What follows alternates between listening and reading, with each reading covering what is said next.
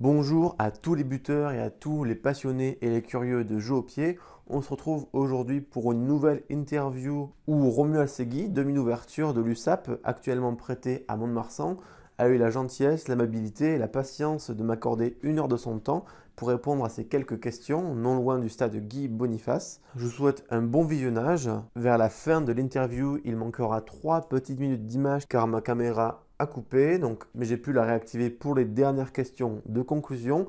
Pour ceux qui connaissent peu ou pas encore ce joueur et notamment ses qualités de buteur, je vous montre simplement une petite image quand il évoluait sous les couleurs de l'USAP il y a de cela une saison et on enchaînera juste après avec l'interview spéciale jeu au pied. On commence du coup à se faire de gros soucis sur le banc breton. C'est un chassé-croisé au score avec des pénalités diverses des buteurs. Perpignan mène à 1 minute de la fin, mais Ilsenbeck redonne l'avantage au Vantais juste avant la sirène, 22-20. Soulagement pour le président breton, pour tout le public présent ce soir à la Rabine. Malheureusement, le renvoi est récupéré par les Perpignanais. Il récupère même une pénalité. Cette tentative de Romuald Segui, 40 mètres à droite, et le jeune ouvreur de 21 ans qui réussit cette pénalité. C'est Perpignan qui s'impose 23-22. Donc pour commencer, première question, est-ce que du coup tu peux te présenter et les différents clubs par lesquels tu es passé? Je m'appelle Romuald Segui, j'ai été formé au GAOBS, une entente de plusieurs villages de là où je suis né, à Ginestas. Ensuite à Minime, je suis parti à Narbonne où j'ai fait 3 ans, une dernière année Minime et 2 années de cadet. Et ensuite je suis parti à Perpignan jusqu'à maintenant où j'étais prêté là en milieu de saison jusqu'à Mont-de-Marsan. Ouais. Du coup, tu as fait combien d'années à Perpignan? J'ai fait 6 années à Perpignan. Ouais, d'accord. Est-ce que tu considères que c'est ton club formateur ou plus comment tu as dit, GAOBS? C'est ça. Club formateur, j'en sais rien, non. Celui qui m'a formé, moi je partirais du GAOBS. C'est lui qui a commencé à me mettre là-dedans et qui m'a donné envie de faire ça et tout. Après, celui qui m'a fait apprendre et me donner, on va dire, de la technique pure et de l'expérience, je dirais que c'est Perpignan. Mais aujourd'hui, ouais, le formateur, je dirais que c'est le GAOB. Ouais. Ouais. Donc c'est une entente? C'est ça, une entente de plusieurs villages. Ouais. Combien de villages? 5 ou 6. Ouais. Ok. Du coup, à quel âge tu as vraiment l'âge de ta première licence au rugby? Bonne question. Première licence, je dirais 6-7 ans peut-être. Ouais, tôt, quoi. Ouais, le plus tôt possible je crois. Ouais. Dès que j'ai pu, j'en ai fait. Je faisais déjà pas mal de sport quand j'étais jeune, Ouais. mais le plus tôt possible. Ouais. Tu as fait d'autres sports à côté? J'ai fait du tennis, j'ai fait du ping-pong. Et voilà. Ok. Et du coup, tu as commencé à 6-7 ans le rugby. Est-ce que tu as à peu près en tête l'âge auquel tu as commencé à taper le ballon du pied, à essayer de taper entre les poteaux, ce genre de choses? Aussitôt, plus tôt, après? Non, très tôt aussi. J'étais très souvent dehors, toujours avec un ballon dans les pieds, que ce soit de foot ou de rugby. J'avais le stade juste à côté de chez moi, donc j'ai toujours tapé dans le ballon ou toujours fait du sport. Enfin, j'étais très actif quand j'étais jeune, donc j'ai vraiment tapé très tôt dans le ballon. Ouais. Tu avais un espace chez tes parents ou tu étais tout le temps dehors au stade? Pas forcément chez mes parents, mais j'étais plus souvent dehors avec mes amis et autres de mon village pour en profiter. Ouais. Est-ce que du coup, il y a eu d'autres buteurs dans ta famille qui t'ont un peu... Pas du tout. Non. Pas du tout, vraiment pas non. Pas de Vraiment transmission pas, familiale, non, au niveau de ça, je risque rien. Ok, ça marche. Par contre, si t'es une famille rugby, si t'as baigné dedans... Ouais, moi j'ai eu, quand j'étais plus jeune, je suis déjà allé voir, j'allais voir mes cousins jouer et j'étais allé voir un tournoi, je me souviens à Cuxagdod où mes parents m'avaient amené pour aller voir mon cousin, mes 2 cousins qui jouaient. Et donc il y en a un qui a arrêté un peu plus tôt que l'autre, mais ouais, c'est ça qui m'a fait plus ou moins donner envie et qui m'a fait baigner dedans. Mais après j'avais une famille qui jouait déjà au rugby et autres, donc c'était déjà plus facile. Ouais, ça marche. Du coup, en dehors de la famille, est-ce qu'il y a toi des buteurs qui t'ont marqué quand tu étais petit, que tu pouvais peut-être essayer d'imiter au stade? Tu as des souvenirs ou finalement... Finalement, quand j'étais petit et même aujourd'hui, je regarde encore beaucoup de vidéos un peu de tout le monde. J'essaye de voir un peu ce que tout le monde fait ou autre. Mais si je dois dire, j'en aurais peut-être 2. Je regardais beaucoup Luke McAllister et Dan Carter par rapport à ça, les deux All Blacks. Ouais, Mais sinon, ouais. Mais non, j'ai jamais eu de mec en particulier par rapport à ça. Je regardais vraiment tout le monde. Est-ce qu'aujourd'hui, bon, McAllister vient de terminer sa carrière, Carter, bon, c'est pendant quelques mois. C'est Est-ce ça. qu'il y en a un que tu regardes aujourd'hui plus particulièrement? Il y a une technique que tu trouves intéressante, remarquable? Il y en a beaucoup qui citent Owen Farrell en ce moment. Est-ce que... Ouais, enfin Owen Farrell ou comme si, parce qu'ils jouent un peu moins, mais Ford c'est la même chose. Aujourd'hui c'est les anglo-saxons, enfin ils sont dans leur routine, ils ont leur technique pure et qui travaillent beaucoup. Donc franchement non, je regarde pas en particulier, je regarde un peu tout le monde, mais les mecs sont internationaux, ils sont réguliers, et voilà, ils sont réputés pour être des excellents travailleurs et excellents buteurs. Donc non, spécialement je regarde pas vraiment les mecs buter. Ouais. Ok. Donc du coup on va passer un peu sur la partie matos. Avec quel tee tu as commencé? J'ai jamais acheté de tee quand j'étais jeune et je crois que celui que j'ai aujourd'hui je l'ai toujours pas acheté, j'ai dû le récupérer quelque part. Mais quand j'ai commencé jeune, je pourrais même pas le dire, peut-être un plot basique où je m'en souviens, mon père m'avait coupé un plot de route qu'on avait plus ou moins mis avec du silicone et tout ça. Et j'avais mis un petit Gilbert en bas où j'avais coupé les pointes pour me le maintenir. Après j'avais mis un plot une fois avec le petit Gilbert par-dessus. Ouais. J'ai essayé pas mal de choses, mais non, aujourd'hui je reste sur le Gilbert haut qui se module. Donc, ouais, le bleu et vert en ce moment? C'est ça. C'est Tu ça, restes c'est ça. là-dessus? Non, ça fait un moment, c'est depuis les années espoir là quasiment que j'ai pas bougé. Ouais. Mais quand j'étais jeune, j'ai changé beaucoup. Il y a un match où j'arrivais pas à buter et j'avais l'impression que c'était la faute du tee. Donc la semaine d'après, j'ai essayé d'inventer quelque chose d'autre pour essayer de me réguler. Du coup, les Gilbert ils sont quand même assez lourds, tu vois, assez rigides. Tu as testé des tees à peu près de même hauteur mais très légers? Pas du tout, pas du tout. Ça fait un moment, là, comme je disais, depuis à 18 ans quand j'étais en espoir ou même un peu avant, je tapais déjà avec ça. Ouais. Et depuis, j'ai pas bougé. J'ai pas bougé. Okay. Tu as plusieurs exemplaires du même tee dans le sac ou tu n'en as qu'un? Pas du tout, un seul. Match, C'est ça, un seul qui me fait tout, mais qui est toujours là. D'accord, il doit avoir quelques traces d'usure. Ouais, il commence à prendre un peu quelques formes, mais bon, il est toujours vivant. Ok, donc au niveau des crampons, qu'est-ce que tu utilises? Tiempo pour moi. Tiempo, ça fait un moment convaincu, que. Ouais, ça fait un moment que je mets que ça et j'avais pas réussi. Une fois j'avais essayé Adidas et j'avais vraiment eu du mal à mettre mon pied dedans. Alors je sais pas si j'étais déjà habitué à Nike ou autre, mais vraiment adopté par Tiempo. Et du coup, est-ce que le fait que tu butes, ça a influencé ton choix de crampon ou tu as fait ça un peu en dehors Pas du au tout. niveau du ressenti, au niveau du contact de balle?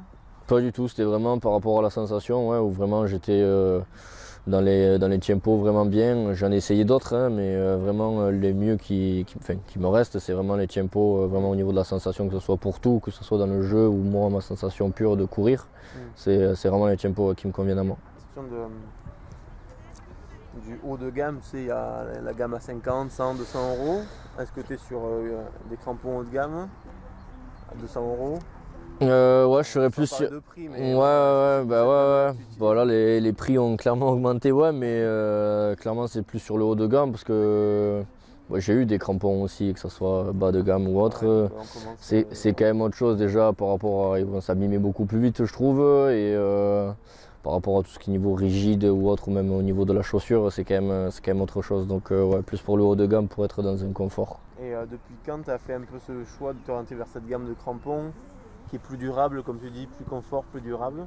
À partir du moment où c'est moi qui me les suis payés ou qu'on me les a envoyés, mais quand c'était mes parents, non, c'était les crampons les moins chers possibles, mais en solde peut-être? Ouais, c'est ça. Mais sinon, c'est à partir du moment où moi j'ai pu me les payer ou on me les a envoyés que j'ai pris le haut de gamme. Alors on va passer une question ballon.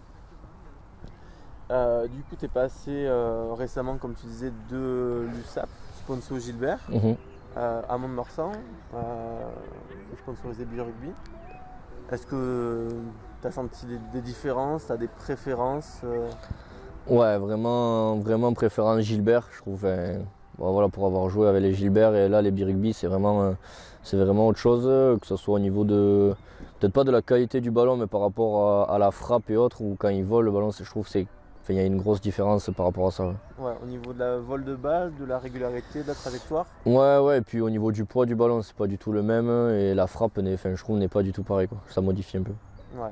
Plus lourd les ballons du rugby, plus légers. Je pourrais pas.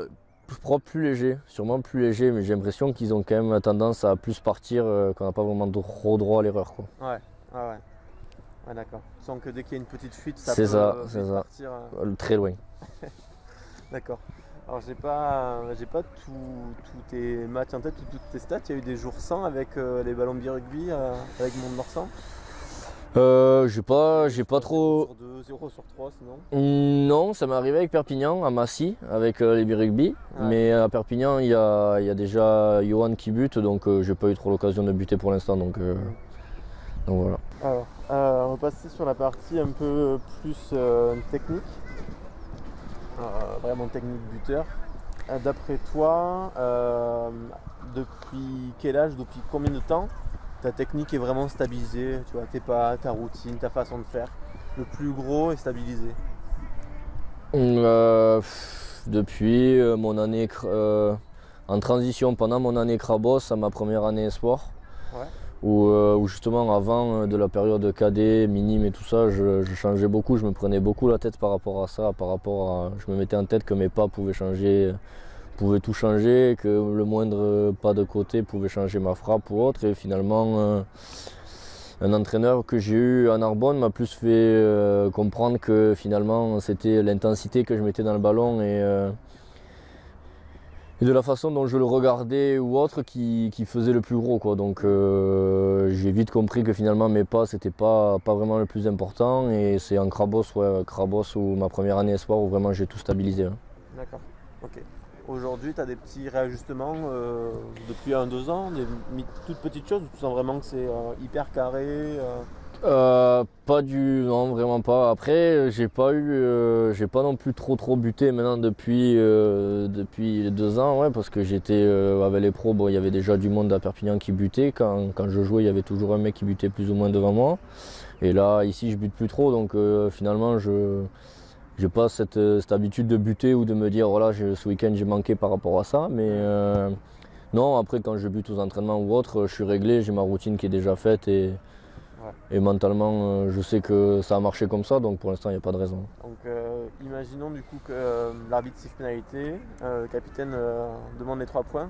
Est-ce que tu peux décrire un peu toute ta routine, comment tu poses le ballon, tu fais quoi comme pas, est-ce que tu pourrais la décrire Je pourrais la décrire, mais je suis pas du tout comme ça, je suis pas du tout prise de tête par rapport à ça. Au contraire, j'ai appris à plutôt me relâcher parce que plus jeune, je me mettais justement beaucoup trop la pression par rapport au moindre pas, au moindre truc. Ouais.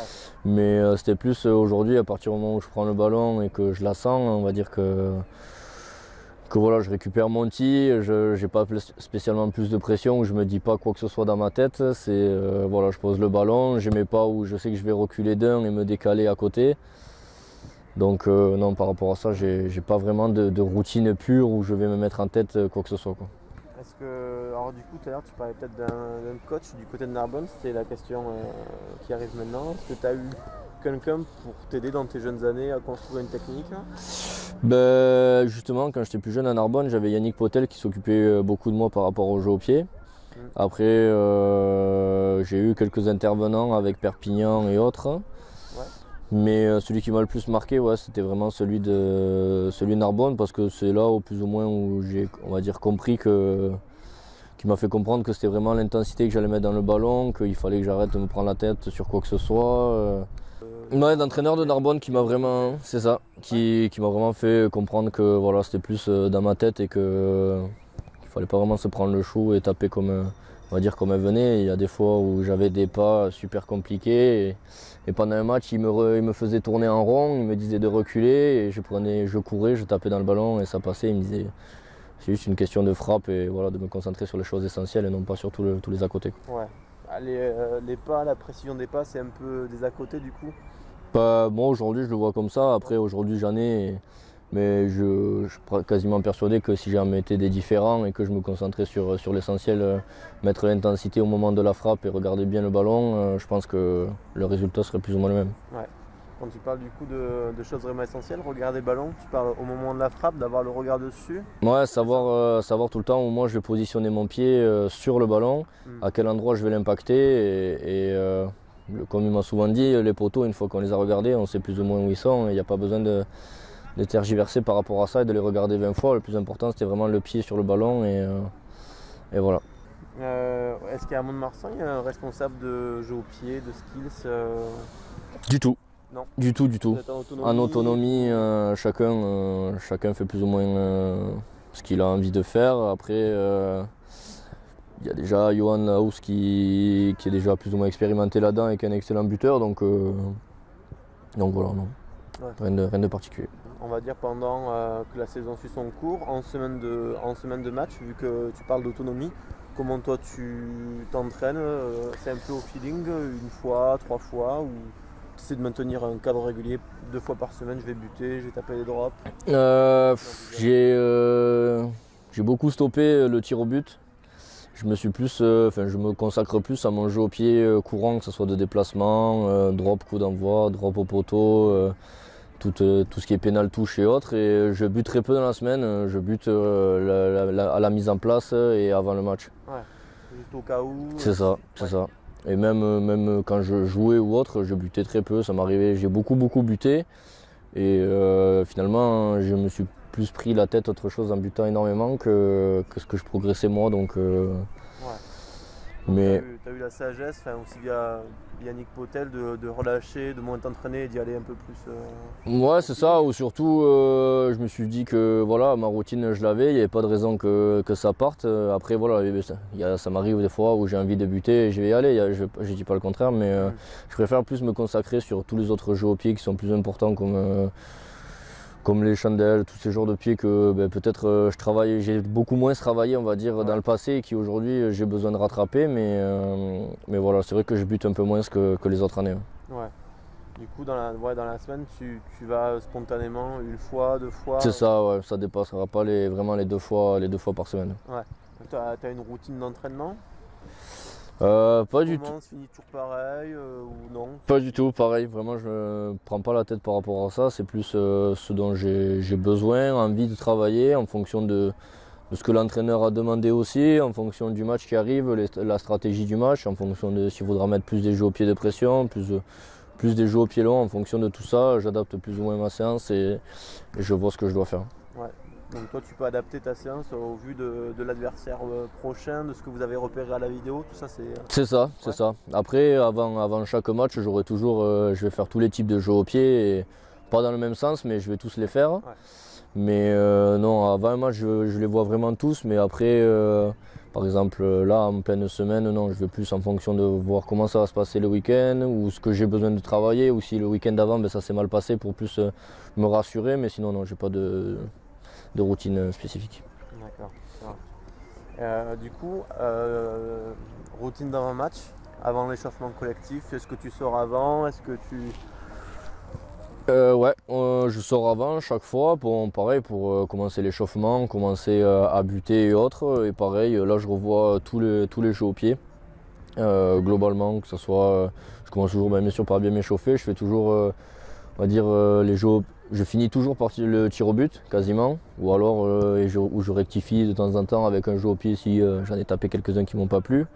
Mais c'est pareil, comme par rapport aux entraînements, j'ai pas de routine, je vais pas me dire que je vais faire ça en 1, ça en 2, je suis pas du tout comme ça, je suis pas réglé comme ça, et je fais plus voilà, dans la globalité, et je dois tous les revoir et m'appliquer au maximum avant. Ouais, ok, ça marche. Est-ce que du coup, on va parler plus actuellement avec le club de Mont-de-Marsan. Tu parlais d'autonomie de la part des buteurs. Est-ce que parfois tu t'entraînes avec d'autres buteurs ou est-ce que ça reste assez solitaire comme préparation? Non, plus solitaire. Ouais.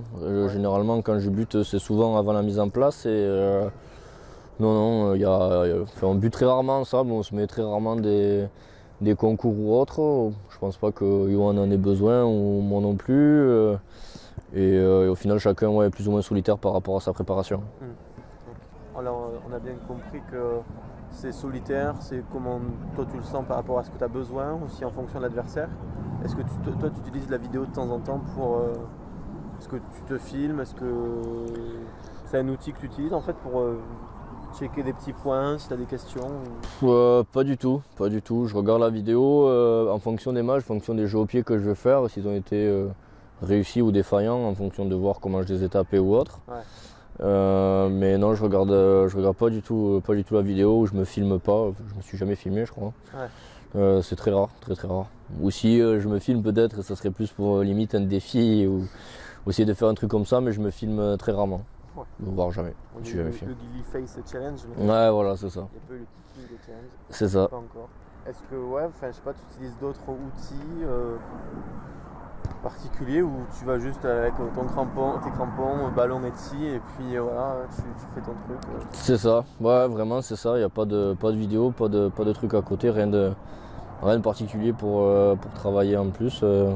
Juste moi, mon outil, et voilà, juste ce que je sais faire habituellement. Ouais. Et voilà. Ça va. Ok. Donc ça c'était un peu la fin de la partie sur la technique. On va, donc comme je t'avais dit, je préparais trois questions, 4 sur la question plus mentale, enfin état d'esprit, stress, etc. Mais on en a déjà parlé un petit peu tout à l'heure. Tir au but en match, pas de stress excessif comme tu disais, tu essaies de l'apprendre. Ouais, c'est ça. Très jeune, je me suis vraiment pris la tête avec ça. C'était du stress, c'était Du stress, l'envie de bien faire, où j'avais pas le droit d'en rater une, et dans ce cas-là, quand j'ai raté une, mon match était terminé. Je savais plus rien faire à côté, limite j'en manquais une, j'étais à deux doigts de pleurer sur le terrain, voire je pleurais sur le terrain parce que je l'avais manqué. Et bon, au bout d'un moment, on m'a bien fait comprendre que ça servait strictement à rien, et du coup, je l'ai vraiment pris de l'autre côté. Et aujourd'hui, c'est dans le sens où je la manque. ouais, le match continue. Ouais, voilà, ça continue. Et puis, s'ils sont pas contents, on va dire, c'est pareil, quoi. Aujourd'hui, je sais que moi, dans ce que j'ai fait pour travailler et ce que je travaille, je sais buter. Si un jour où ça réussit pas, voilà, moi de mon côté, je vais essayer de rectifier, mais c'est juste que ça sera peut-être un jour sans, et ça se passera comme ça. Mais je me suis tellement pris la tête quand j'étais plus jeune qu'aujourd'hui, vraiment, j'ai réussi à faire abstraction de tout ça. Alors peut-être que c'est aussi ta première année à sport, comme tu disais tout à l'heure. Sur quelle période tu as eu cette bascule au niveau de l'état d'esprit, où tu as arrêté de te mettre dans le trou pour un coup de pied, où tu as commencé à dire bon voilà, ça va, ça continue. Pareil, à partir du moment où j'ai eu une année un peu où quand je suis parti de Narbonne et que je suis allé à Perpignan, j'ai un peu tout qui a changé, j'ai le lycée qui a changé, j'ai changé d'équipe et tout ça, et vraiment ça m'a vraiment fait du bien, que ce soit avec l'équipe, avec les mecs que j'ai joué ou autre. Et vraiment toutes les années que j'ai passées, j'ai l'impression que chaque fois je passais plus ou moins un cap. Et c'est vraiment l'année où je suis parti à Perpignan qui m'a fait le plus grand bien. Ouais, changement d'environnement, qui a eu des déclics positifs. C'est ça. Ouais, ok. Et notamment, peut-être de manière générale C'est ça, je pense que c'est plus une manière générale par rapport à tout que... Ouais, voilà, plus que c'est ça. Ouais. C'est ça. Imaginons, bon, on a déjà un début de réponse, mais tu as le tir au but en match, tu fais 0 sur 5. La semaine suivante, tu t'infliges des séances en rab, ou tu changes pas forcément? J'irai à chaque endroit où j'ai manqué ma pénalité, je la taperai une ou deux fois, ouais, pour me dire que voilà, la fois où je l'ai tapé, malheureusement ça s'est pas passé, mais voilà, faut revenir sur terre. Des mecs qui manquent pas, sincèrement ça n'existe pas. Il y a plein de grands joueurs qui sont passés à côté, et je pense qu'on peut tous les citer. Et donc voilà, c'est juste une question, voilà, de peut-être à la limite se rassurer en revenant la semaine d'après en se disant bon tu l'as manqué, c'est pas grave, quoi. Mais vraiment ce serait plus dans l'état d'esprit ou de se remettre un peu dans la marche en avant, justement, de ce côté où se dire voilà, ça arrive à tout le monde, et ça ira mieux la prochaine fois, quoi. Est-ce que alors on en parlait aussi tout à l'heure un petit peu, est-ce que tu as déjà rencontré et ou travaillé avec un préparateur mental? Alors de manière générale, on va commencer par le rugby en général, rugby pro. J'en ai eu l'occasion et j'ai toujours refusé. J'ai jamais eu envie de travailler avec des mecs comme ça. Après c'est mon avis à moi personnel. Je pense me connaître assez et avoir tous les outils pour justement savoir ce que je dois faire si j'ai envie de réussir, de changer telle ou telle chose. Et si c'est pas le cas, j'ai ma famille qui est assez proche de moi pour me dire ce que j'ai à faire pour changer sur mon comportement, ou que ça soit autre. Par rapport à ça. Ouais, tu prends tes appuis ailleurs, sur toi-même et dans le cercle familial C'est ça. qui est vraiment un soutien à l'heure actuelle, même C'est ça, c'est au ça. Mont-de-Marsan, parce que du coup c'est un peu... Ouais, au Mont-de-Marsan ou autre, c'est pas une question. Hein. Un coup de téléphone, c'est la même. Après, voilà, Ouais. mes parents me connaissent, mes proches me connaissent, mes amis me connaissent, ils savent comment je marche. Et voilà, mais après, moi, si je prends une réflexion de mes amis, je pense que ça sera beaucoup plus. Je préfère prendre une réflexion de mes amis que d'un prépa mental ou qui me donne un avis. Enfin, je préfère avoir réellement l'avis d'un proche que d'un prépa mental. Ouais. J'imagine qu'il n'y en a pas du coup au Mont-de-Marsan, Non, je suis pas au courant, mais je pense pas qu'il y en ait un. Ou peut-être avec le centre de formation, je sais pas du tout. D'accord, ok. Donc c'était la fin de la grande partie sur la question mentale, on l'a fait rapide. Hein. On va juste faire des petites questions en conclusion, en guise d'ouverture. Mhm. D'après toi, c'est quoi les qualités d'un bon buteur, notamment au niveau du tir au but, comment tu l'envisages? Les qualités d'un bon buteur, je sais pas, il y en a tellement. Voilà, déjà que ça soit. Physique ou au niveau d'état d'esprit, hein, là on est général. Finalement, il y a un peu de tout. Il y aura voilà, l'aspect physique, il y aura toujours ce grand mec qui aura toujours une grande amplitude et qui aura toujours une facilité de buter. Il y aura toujours le travail du mec qui a jamais rien lâché et qui a envie de réussir. Voilà, la précision et bien sûr voilà, de se persuader qu'on peut y arriver et surtout ne jamais rien lâcher, quoi. Toujours continuer à travailler, toujours continuer à y croire. Et je pense que c'est surtout ça, ne jamais s'arrêter et pas se décourager, quoi. Est-ce que tu aurais un conseil pour les jeunes buteurs, cadets, juniors, ou peut-être qu'il y a un conseil que tu aurais aimé avoir plus tôt? Est-ce que tu pourrais dire à des cadets qui commencent à avoir cette responsabilité-là en match pour la première fois? Moi, juste. Prendre la tête peut-être? Moi, c'est ça, clairement ça. Juste prendre ça comme un plaisir de buter à chaque match pour son équipe, le plaisir que ça peut apporter de faire gagner une équipe, parce que ça fait beaucoup de bien. Après, voilà, bien sûr, avoir les épaules, parce que ça ne sera pas toujours facile quand c'est toi qui la feras perdre ou quand tu feras pas, disons, tu la feras pas gagner. Plutôt, on dira plus tu la feras pas gagner que la faire perdre. Mais ouais, voilà, juste ce plaisir. Enfin, moi, c'est juste le mot plaisir qu'il faut retenir et qui fait que tu as envie de continuer à buter et que tu as envie de continuer à travailler. Ouais. On voit souvent chez beaucoup de buteurs un énorme plaisir à venir buter, ça pourrait être tous les jours, et le jour du match, cette dimension-là elle disparaît et c'est jamais trop bon, quoi. C'est là où il peut y avoir des jours sans, quoi. Il n'y a plus de plaisir, ça devient un stress énorme, une contrainte. Après, il y a plus ou moins les joueurs voilà, où ont naturellement cette qualité-là de buter ou autre. Après, il y a ceux qui s'y sont mis par rapport à leur poste, qui ont dû travailler pour y arriver, et ça c'est autre chose. Après voilà, il y a le fait de l'expérience où ça ne sera pas la même expérience si aujourd'hui moi on me compare avec un international ou autre à buter devant 90 000 personnes.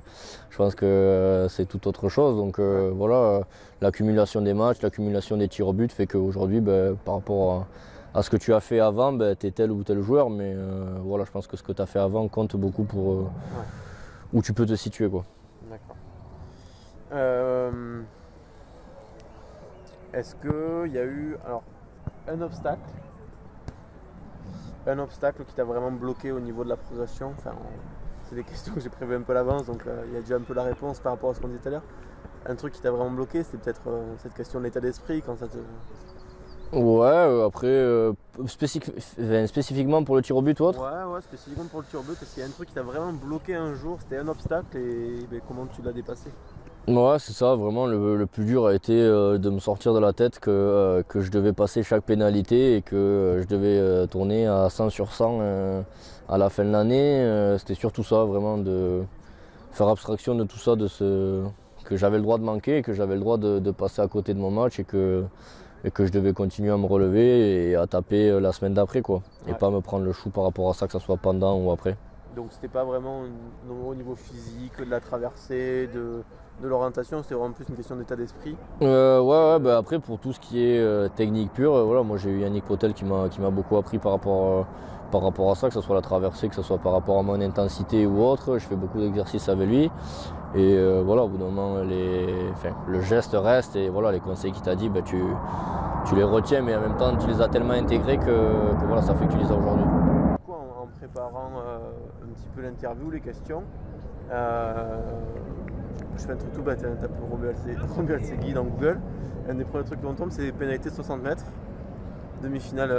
Ah ouais, soir. ouais. Donc c'est contre Bayonne, je pense que C'est ça. En plus, il y avait Rémi qui jouait, non? Ouais, Rémi avait joué. Ouais. Il s'était bien pris le chou d'ailleurs. Ah ouais? Ouais, bah, normal, il n'avait pas apprécié de perdre, mais bon, ça remettra.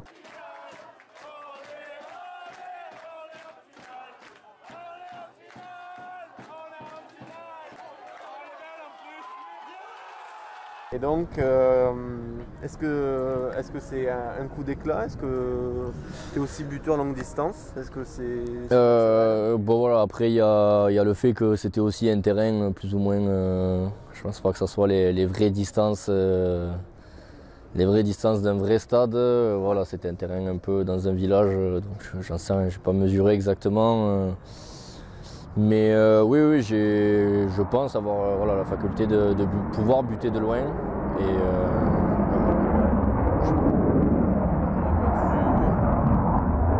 voilà, ils enchaînent.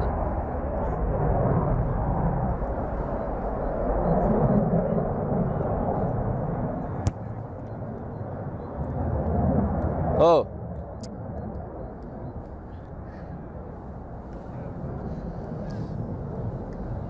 Bon, on va dire que ce joueur est très costaud du bas. Toi, c'est quoi tes qualités pour buter de loin? D'où tu tiens cette... J'en sais rien, sincèrement, j'en sais. Confiance. J'en sais rien. Je pense que c'est sûrement pas grâce à mes cuisses ni à mes mollets. Mais ouais, je pense que c'est plus dû à cette amplitude où j'ai beaucoup tapé aussi très tôt de loin. J'ai toujours voulu taper un peu, voilà.